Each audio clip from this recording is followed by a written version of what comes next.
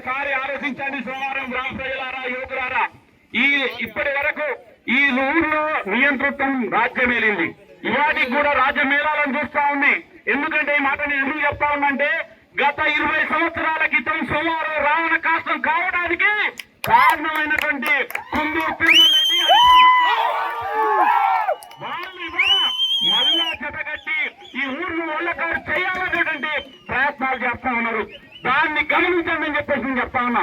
ఎందుకు ఆ మాట చెప్తా ఉన్నంటే, గతంలో వీరిద్దరు పైన గుడ్లు లోపల గుడ్లు బేరం చేశారు. పంచుకోవడం దాంట్లో వచ్చిన తేడాలతో విడిపోయి రాజకీయాల్లో ఎంట్రీ చేసి 98లో జరిగిన రాజకీయ కక్షలకు కారణమయ్యారు ఆ రోజు. మళ్ళీ ఇవాళ వీళ్ళిద్దరు గత 20 సంవత్సరాలు శత్రువుగా వివరించారు. మన అందరి పైన కేసులు పెట్టారు, కొట్టించారు. ఒక పక్క కొట్టేయడం, ఇంకో పక్క కేసులు పెట్టేయడం, మనల్ని చీల్చారు. అలాంటి చీల్చే కుట్రలు చేశారు. ఇవాళ ఆ కుట్రలు చేసిన వాళ్ళే మేమంతా మంచోళ్ళు, కొంగాట జపం చేస్తుందట. అట్లా చేస్తా ఉన్నారు ఇలా తిరుమల రెడ్డి గారి ప్రసాద్. ఎందుకు చేస్తా ఉన్నారు ఈ కొంగ జపం అంటే, ఈ గ్రామంలో యువకుల్లో చైతన్యం వచ్చింది.